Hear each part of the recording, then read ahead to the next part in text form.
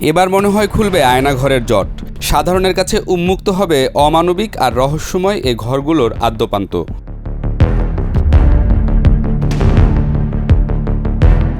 আজ উপদেষ্টা পরিষদের বৈঠকে আয়নাঘর পরিদর্শনের বিষয়ে নতুন সিদ্ধান্ত জানিয়েছেন প্রধান উপদেষ্টা।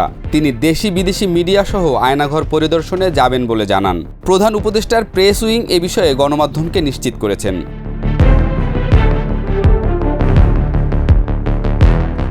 হাসিনা সরকারের অপরাধের ফিরিস্তিতে আয়নাঘর দেশবাসীর আলোচনা আর কৌতূহলের কেন্দ্রে রয়েছে এখনও।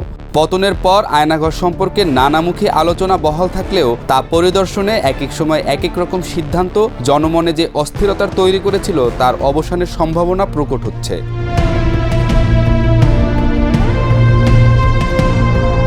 অভিযোগ রয়েছে যে ডিজিএফআই এর কাউন্টার টেরোরিজম ইন্টেলিজেন্স ব্যুরোর কাছে দেশের সব আয়নাঘরের সন্ধান রয়েছে। ঢাকায় কমপক্ষে 16টি কক্ষ রয়েছে যেখানে একসাথে 30 জনকে আটকে রাখা সম্ভব।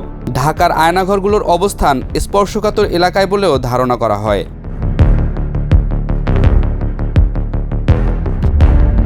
দায়িত্বশীল অনেকের আপত্তির কারণে আয়নাঘর রহস্যের জট খুলছিল না কিছুতেই। সরকারের দ্বিমুখী বক্তব্যেও নেটিজেনদের অনেকেই আহত হয়েছেন বলে জানিয়েছেন। সমাজ মাধ্যমে ভেসে বেড়াচ্ছে এমন অসংখ্য মন্তব্য।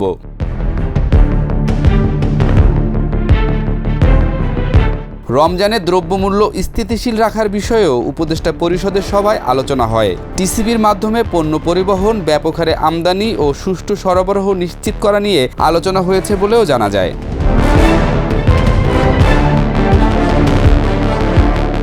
এছাড়াও রমজানে লোডশেডিং না রাখা এবং বিদ্যুৎ সরবরাহ স্বাভাবিক রাখার বিষয়েও উপদেষ্টা পরিষদে আলোচনা হয়েছে।